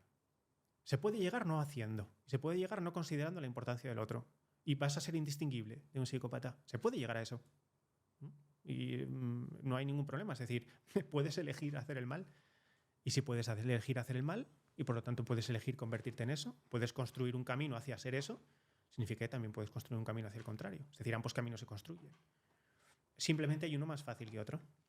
Porque no hacer siempre es más fácil que hacer. Entonces, no operar siempre es más fácil que operar. Hay un ejemplo. Hostia, estamos centralizando mucho en Peterson, pero es que... No, está bien. Yo me acuerdo, a mí me gusta Peterson. No, a mí también me encanta. Yo me acuerdo que cuando era muy antisistema siempre ponía el ejemplo de... Porque siempre he sido muy ir en contra de la autoridad, ¿no? Pues será por el motivo que sea. Y siempre ponía el ejemplo de que si eres policía y haces seguir reglas que pueden ir en contra de, yo qué sé, la libertad individual o lo que sea, simplemente por obedecer a una entidad mayor, como puede ser el Estado, puedes acabar haciendo pues, cosas muy malas, ¿no? Como pasó con Hitler. Pero yo ponía ese ejemplo siempre, o sea, sin haber leído nada, ¿sabes? Siempre lo decía. ¿Estás seguro de que quieres hacer esto? Si tiraras no sé cuántos años atrás y te dijeran que hicieras esto, ¿lo harías? O sea, siempre cuestiónate el bien y el mal intrínseco, ¿sabes? ¿Cuánto has cambiado para que ahora hacer esto te resulte más fácil o más difícil? Exacto, poco a poco. Claro. Y luego lo leí en Peterson y dije, hostia, esto seguramente... Y él como indagó muchísimo, ¿no? En los campos de concentración y en todo lo que pasó. Y digo, es raro que yo haya pensado algo así sin haberme informado de nada y que otro filósofo que sí que sea como culto, no como yo, ¿sabes? Sí que se haya interesado y ha llegado a una conclusión parecida. Yo creo que es como un arquetipo un poco. Sin el cómo. Es un arquetipo. Claro. O sea, ir en contra de la autoridad por X razón, que no sé la que será, yo tengo mis teorías, ¿no? Pero te da, y esto lo he visto en un vídeo tuyo, te da como buscas en el exterior una forma Sí. de justificar Sí. lo que tú crees que debería de ser la vida. Sí, así es. O sea, vamos a ver, los infiernos están abajo Ujú. porque la caída es un dejar de hacer. Es un no hacer, es un caer, es un reposar, ¿no? Voy allá donde ya no puedo caer más y me quedo. Y desde ahí soy sujeto paciente de la construcción, de la realidad, de la obra divina, de lo que sea. Soy sujeto paciente. Y solamente soy paciente porque espero y elijo las cosas que me convienen y las que no, pues parece que las dejo pasar. Y entonces, como no opero, como no construyo, no soy parte de la construcción de la realidad, de la humanidad, como no soy parte de esa construcción, mis obras no ayudan a que los demás construyan y entonces hace que los demás tengan más dificultad y eso genera más sufrimiento y el sufrimiento es una de las formas del mal. Entonces, digamos que cuando uno ve una autoridad y se rebela contra la autoridad, ¿por qué lo hace? ¿Lo hace porque la autoridad verdaderamente le limita? O sea, porque verdaderamente le está impidiendo hacer el bien. ¿O lo hace porque su cabeza suena espectacular decir que nadie tiene derecho a elegir nada? La adolescencia, o digamos, o la juventud, una de las características así más estereotípicas de la adolescencia y la juventud es como la rebeldía. Y hay diferentes formas de rebeldía. Hay una rebeldía que es abandonar las ideas heredadas para construir las propias, que es lo que se supone en el mito del héroe. Abandonas el castillo del padre, del rey, entonces el príncipe abandona el castillo y se interna al desconocido para conquistar, por ejemplo, otro reino o construir el suyo propio. Y esa es una forma de rebeldía que primero es inevitable y segundo es sana, ¿no? Porque operas y dejas lo que no es tuyo intacto y operas. Pero hay otra rebeldía que es destructiva. Y otra rebeldía que te quedas en el castillo y empiezas a hacer la puñeta. Empiezas a decir, no admito esta autoridad, pero tampoco me atrevo a crear ninguna otra. Y entonces empiezas a minar el castillo desde dentro y lo estropeas y lo destruyes y destruyes la obra de tu padre, arquetípico. ¿Qué has hecho? ¿Te has rebelado contra la autoridad? Sí. ¿Y qué has construido? Nada. ¿En qué te has convertido? Bueno, pues otra vez, es el mito luciferino. Entonces, la rebeldía puede ser en pos de una construcción o en pos de la negación de las construcciones de otros, que pueden estar equivocadas, por supuesto que sí, pero la destrucción de la obra de otro no sirve para nada, ni siquiera cuando la destrucción es de una obra que tú consideres de una obra del mal, porque volver al punto cero no ayuda a nadie. O sea, ese también mito pseudocomunista de este comunismo progre que hay ahora, que no sé muy bien cómo llamarlo, el igualitarismo, que es que nadie puede destacar, nadie puede construir, nadie puede tener una autoridad y nadie puede elaborar una opinión que parezca sacada de la nada. Todo tiene que estar justificado científicamente, justificado políticamente, intelectualmente. Nada vale si no es tuyo. Lo de los demás no vale. Nadie tiene derecho a construir, nadie tiene derecho a hacer. Claro, yo no voy a hacer nada, pero tampoco voy a dejar que los demás hagan nada. La única forma de acabar con el mal es construir algo comparativamente mejor para que la gente lo elija. Si no, solamente hay o castillos equivocados o cenizas. ¿No? Lo que hay Tiene que hacer sentido. claro. O sea, tienes que construir aquello que cuando la gente lo vea digo, mira, es que, a ver, está el mal, ¿no? Y está esto. Yo prefiero esto. Yo quiero ser eso. Me da como envidia buena, ¿no? Lo admiro. Construye algo admirable y la gente lo elegirá. ¿Por qué? Porque lo elegirá. Y el que no lo elija no importa. Bueno, pues ya estaba, el mal ya estaba. O sea, tampoco se puede decir, no voy a construir nada porque la humanidad no va a saber qué hacer con ello, ¿no? Que es que tú no lo construyes para que los demás hagan algo, sino para que si quieren puedan hacerlo. Tú construyes una opción positiva. Ese es el héroe, esa es la rebeldía buena, que es completamente lo contrario a lo que hace la progresía, ¿no? Hoy en día. Es decir, que todo mal, salvo ellos. Hablas mucho sobre un bando, por decirlo así, no Ajá. tanto sobre el otro. ¿Se puede extrapolar también? Siempre todo se puede reducir de forma correcta o incorrecta, pero todo se puede polarizar, es decir, dividir en dos polos, siempre. Pero o sea, no porque, o sea, es una dinámica fundamental humana. Luego, a partir de ahí hay que precisar, construir, definir, categorizar, diferenciar, pero no hay ningún problema en dividir las cosas en dos. Es la todo empieza por ahí, forma y fondo. Claro. Tengo... No creo que haya dos bandos, ¿Sí? estrictamente hablando, en la realidad, pero digamos para empezar a describirlo todo, pues todo empieza por un mito y el mito es la lucha del bien contra el mal. Sea lo que sea, la dificultad está en saber qué cosa es qué cosa, ¿no? Tengo una frase que me gusta que es comprimir para comprender, que es, los humanos no somos capaces de tener en cuenta pues 1000 variables como podría tener un ordenador, con lo cual creamos el lenguaje que es simplificador, con lo cual simplificamos entre izquierda y derecha para poder englobar muchos conceptos, porque no somos capaces, no tenemos la capacidad intelectual de tener en cuenta muchísimas variables. Y... Claro, no somos memoria, somos síntesis. Si fuéramos memoria, tendríamos representaciones cada vez más y más completas, ¿no? Hay un mito de Borges que habla de esto, el hombre que lo recordaba todo. Entonces llegó a cierta edad en la que no podía hacer nada porque lo que tenía que recordar era tanto que era incapaz de... Tenía la memoria del todo, ¿no? La memoria no funciona así, la memoria es un mito. La memoria es continuamente síntesis y resíntesis. Digamos que tenemos la misma matriz de conocimientos en la cabeza, de conceptos, de representaciones, y lo que vamos haciendo es, lo vamos modificando, dándole otro aspecto. Pero significa que se pierde información. Claro que se pierde información, no lo recordamos todo. Lo que hacemos es una resíntesis, reelaboramos continuamente. Entonces, como tú dices, el ser humano es comprime para comprender. O sea, la comprensión, que es comprender, abarcar, ¿no? Acoger, comprender, tener un dominio, hay unos límites de lo que sabemos, lo que no. La comprensión implica síntesis y implica renuncia a cosas que ya no son tan importantes, ¿no? Estamos reelaborando la realidad y la realidad es, bueno, iba a decirse siempre nueva, no es cierto, hay gente que vive muy en el pasado, a veces por inmadurez, otras veces por trauma.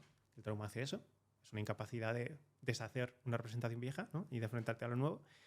Pero lo que estamos haciendo es una resíntesis continua de la realidad presente, del yo, el yo extendido, ¿no? Y lo comprimimos no solamente porque no tengamos capacidad, bueno, que evidentemente eso es así, porque no tenemos capacidad, sino porque lo interesante no son los datos, sino lo que hacemos con los datos. O sea, como te he dicho antes, cuando tenemos una representación, un elemento interno, y otro elemento interno, en el momento en el que los relacionamos, no los estamos sumando, los estamos componiendo. Estamos haciendo una cosa nueva con dos viejas. Entonces no es que hayamos descartado las viejas, sino que el resultado es nuevo. Entonces, inevitablemente, ¿vale? Este es, por cierto, el mito de la alquimia. La transmutación. Explica. Vamos a ver. La alquimia es un mito. Que consiste el mito en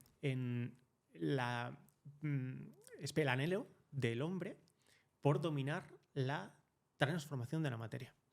Y eso tiene un correlato, pues, sobre todo medieval, en el que el hombre siempre anhela tener el dominio sobre la materia y convertir, pues, la madera en oro o el plomo en oro, ¿no? Y por lo tanto tener poder. Entonces el anhelo del poder de toda la vida. Bueno, pues el mito de la alquimia es todo aquel conjunto de ideas que al final, bueno, es muy curioso porque la alquimia se ha traducido después en actos porque fue el mito que dominó la filosofía previa a la ciencia. Cuando efectivamente la actividad científica no tenía las herramientas que tenemos ahora y entonces, claro, ellos no sabían cómo se juntaba un átomo con otro. Entonces ellos no hablaban de cesión de electrones, le llamaban transmutación, porque sabían que había cambios, ¿no? Entonces allí donde no conocían la física elaboraban mito, y entonces juntaban un poquito de mística, filosofía, un poco de teología, porque claro, tenían que rellenar esa carencia de conocimiento con algo. Y eso es la alquimia. La alquimia es la mezcla entre las relaciones físico-materiales con las relaciones mitológicas. Entonces, ¿qué es la síntesis? Bueno, pues físico-materialmente es, por ejemplo, la fusión de dos elementos en uno, como puede ser el agua y la arena para hacer barro, o como puede ser el carbono y el hierro para hacer acero. Eso es una síntesis física, físico-material. Pero existe una síntesis que hace el mismo proceso mental, porque nosotros comprendemos cómo se hace algo nuevo con dos cosas viejas. El mismo proceso mental es el que, por ejemplo, entiende que el deseo y la ira provocan envidia, por ejemplo, ¿no? Bueno, no es exactamente así, pero eso es una síntesis, es una representación sintética. La envidia es diferente a la ira y la envidia es diferente a la ira. pero tiene una mezcla de las dos, sin embargo la vivencia no es ninguna de las dos. Bueno, pues eso es parecido con lo que se hace con todo tipo de síntesis o procesos intelectuales. ¿Qué ocurre? ¿Cuál es el mito de la alquimia? Que el mito de la alquimia son procesos de intercambio de variaciones, de operaciones sobre la realidad física que recapitulan los procesos de relaciones entre objetos internos. O sea, la alquimia es un mito que habla de la transmutación de la materia, pero que en realidad lo que está haciendo es hablar de la transmutación de las ideas. Entonces es la resíntesis. La mesa de la alquimia es el yo. La mesa de alquimia es la personalidad, la mente, lo que contiene es el conjunto de tus representaciones y tú las vas mutando para conseguir poder sobre ellas, para conseguir cosas que te sean más útiles. Es más útil el concepto que tenemos de relación con nuestros padres cuando tenemos 30 años que el que tenemos cuando tenemos 8 años. ¿Útil en qué sentido? En que está mucho más enriquecido, es mucho más amplio, es mucho menos instintivo, está más reflexionado, te permite aprender más, te permite enseñar más, es una herramienta evolucionada, ¿no? Pues hemos hecho con la relación con el padre lo mismo que hemos hecho con la relación con el plomo o con la arena. La alquimia recapitula los procesos mentales, es la relación entre el mito y la conciencia. Qué interesante. Pues Sí. Llevamos un rato ya. Creo que deberíamos ir cortando. ¿Dónde te pueden encontrar? Bueno, yo tengo redes, tengo un Twitch y estoy de lunes a jueves, salvo inconveniente, de 10 a 12, a veces de 10 a 1, si la cosa está interesante. Y luego tengo un YouTube que emito al mismo tiempo. Y luego pues en YouTube es donde se puede encontrar más cantidad de contenido mío. Tengo un Instagram también, pero lo que pasa es que utilizo poco. Y en YouTube, sobre todo, bueno, pues lo que más éxito siempre tiene son los análisis de películas o a veces los Psicología 101 o los Mitología 101. Son temáticas, ¿no? Vamos a coger esa estructura mitológica, la vamos a explicar, o este hecho psicológico, yo qué sé, el trastorno tal o no sé, cualquier fenómeno cognitivo y lo explicamos también. Y luego, bueno, pues... Tienes un par de libros, ¿no? Tengo un par de libros. O sea, tengo un libro que ya salió, pero como es autoeditado, tenía tantos errores y algunas cosas tan mal explicadas que no le dimos más publicidad. Dijimos, vamos a corregirlo. Entonces está en proceso ahora de corrección y sale en septiembre.